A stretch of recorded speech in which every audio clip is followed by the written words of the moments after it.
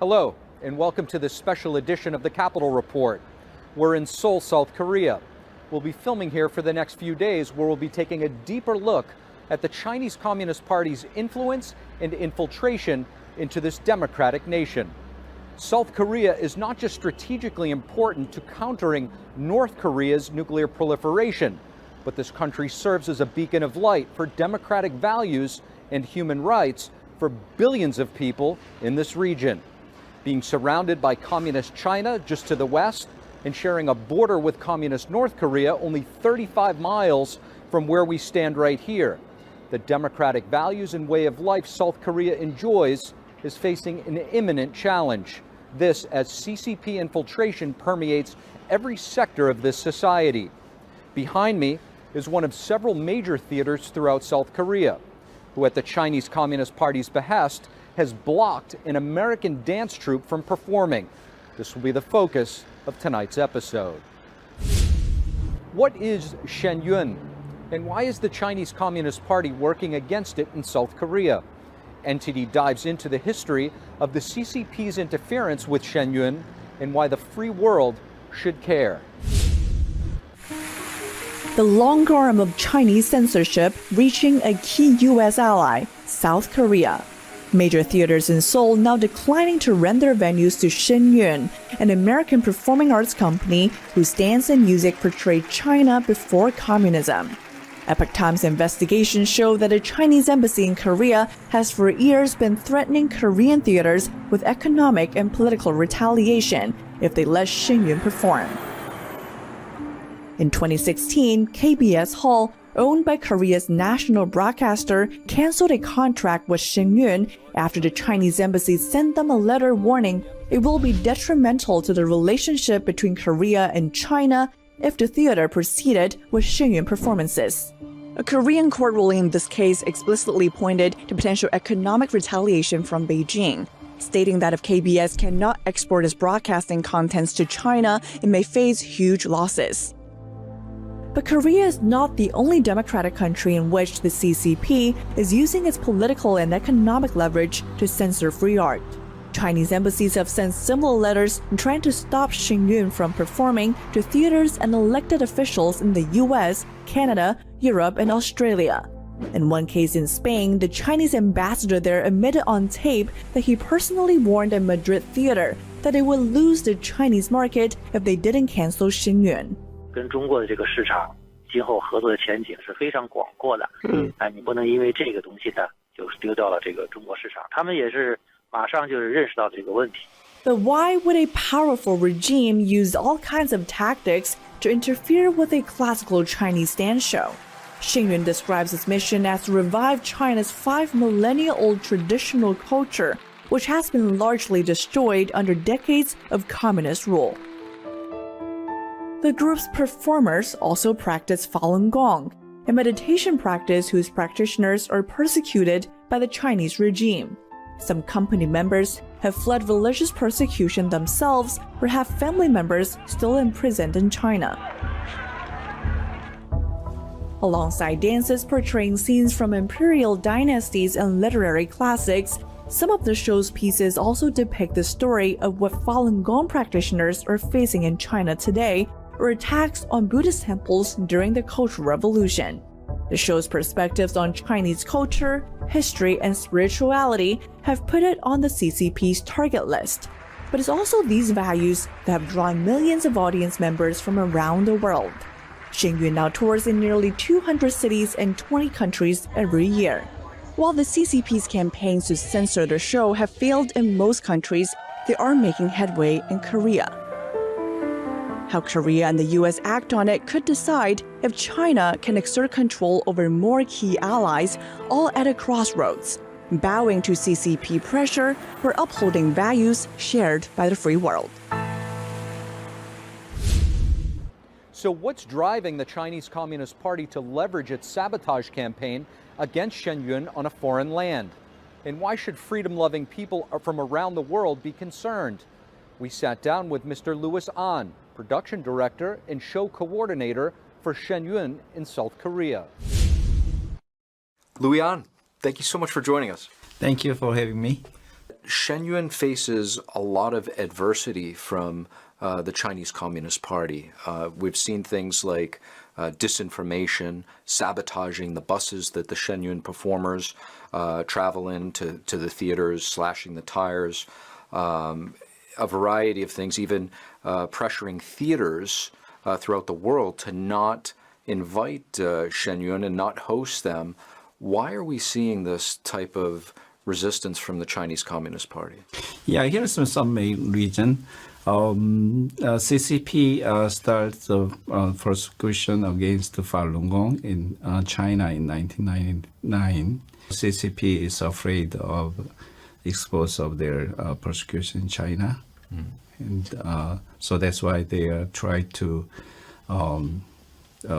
interfere as much as they can. Do you have any evidence that the CCP is behind this and some of the actions that they've taken? Yeah, we have many evidence. CCP uses all kinds of methods to interfere with the Shenyun performance in South Korea.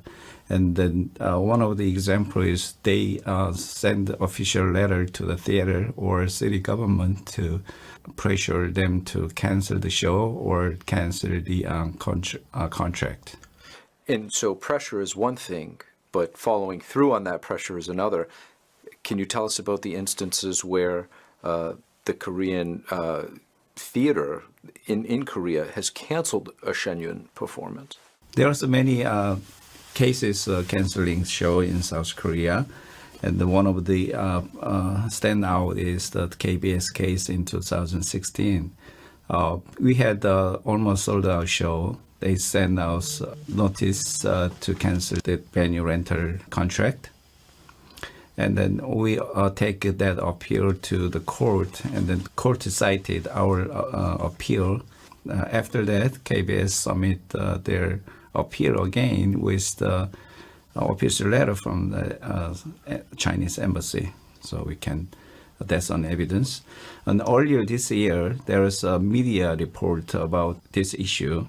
They had an interview with a Chinese embassy person, and then they clearly mentioned to the reporter that they're going to intervene with activities for Falun Dafa and Shenyun.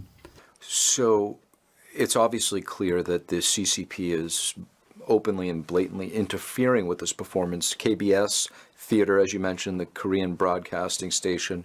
But at the same time, over the years, Shenyun has been able to successfully perform sometimes in Korea for a Korean audience. What has the reaction been after a Shenyun performance by the Korean people? Yeah, they love to see the show, and some inspired audience shed tears too, and also they all say it's very beautiful, so beautiful. So I think the Korean people share the same traditional culture, so they were accepted in Korea. So why do you think the Korean people should watch Shenyun? Nowadays, in around the world, the moral is declining.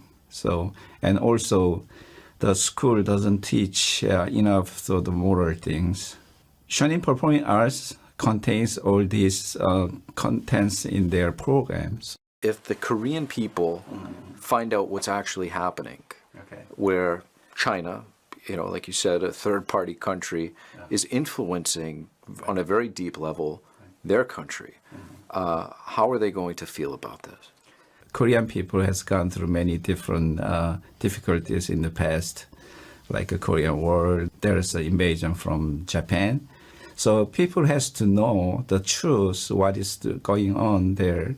Government has to direct the people on the right way, and the government also has to protect their rights. Louis An, thank you so much. Thank you for having me.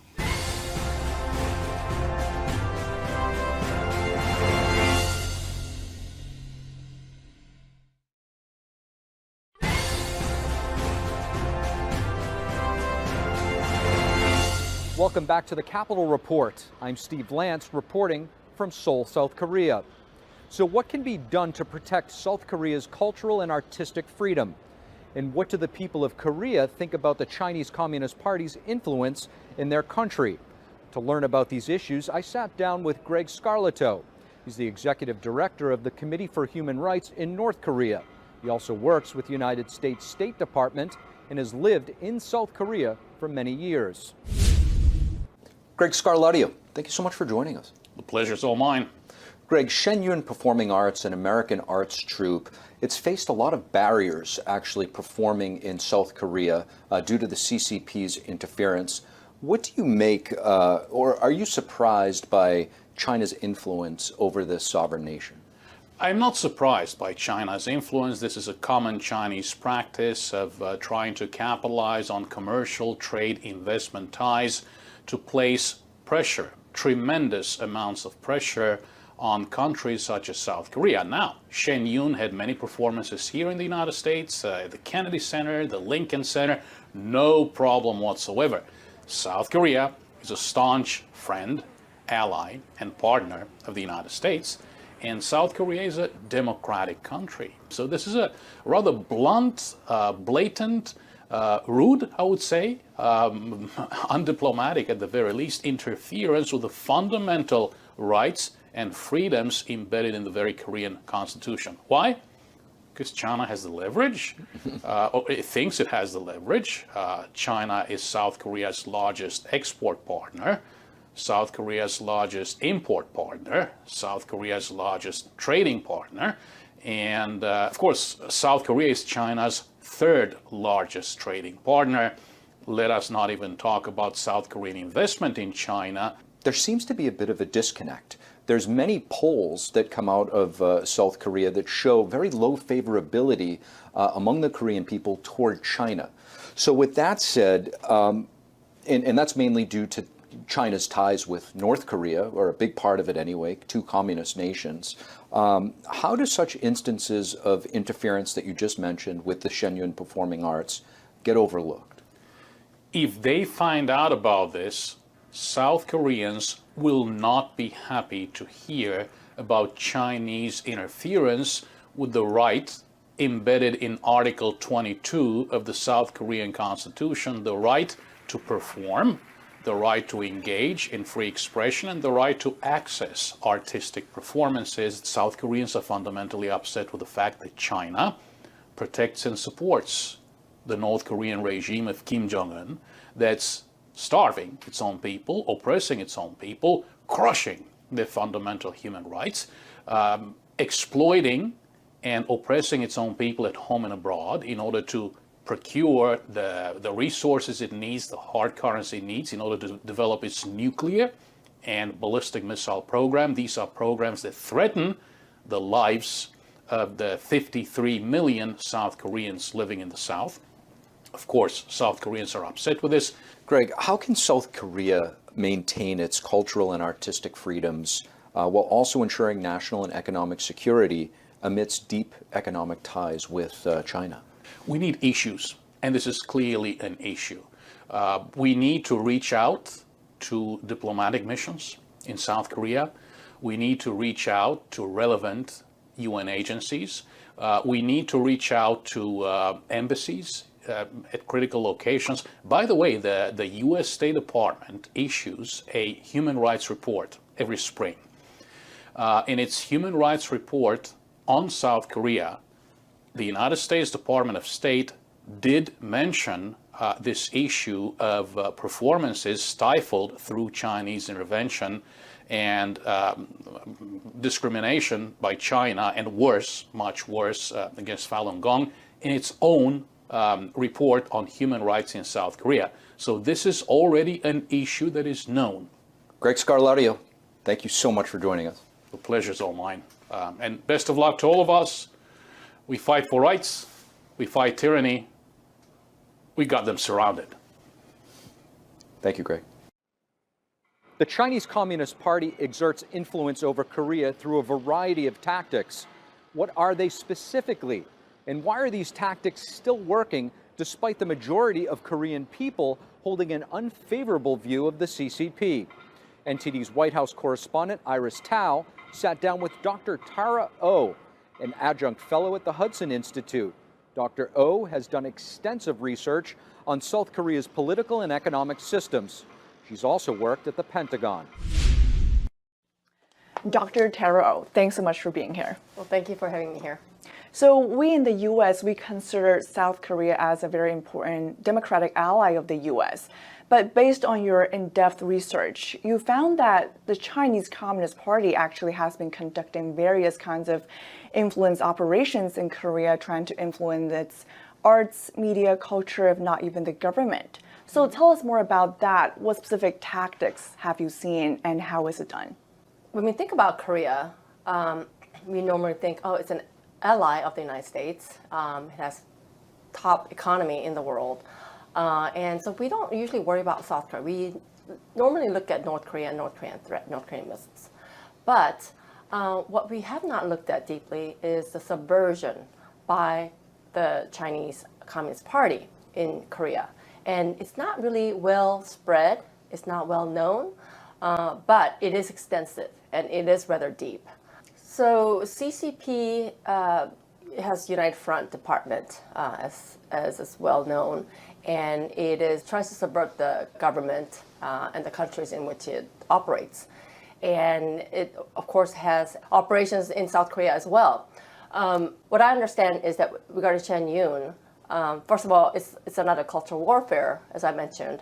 But in this case, it's blocking the culture so that it cannot be seen by South Koreans. Of course, it applies pressure. It applies the traditional tactics. It could be blackmail, it could be money, it could be some scandal.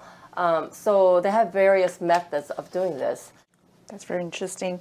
And you mentioned the fact that the CCP is trying to block Koreans, like the Korean ordinary people, from seeing Xingyun, which is, trying to first present authentic Chinese culture, but also try to, tell people about what is China like before communism. So why do you think the Chinese government is so afraid of Korean people seeing that? I think China wants to promote itself, CCP, as the legitimate authority over entire China. And if you show older culture, pre-CCP culture, then it shows that China it's possible to run China by some other than CCP. And I think that's their concern. They want to make sure that the entire world views China that is run by CCP and CCP only. Why do you think such, things affected by the CCP are still taking place in Korea? Let it be the statue or now Xingyun being blocked.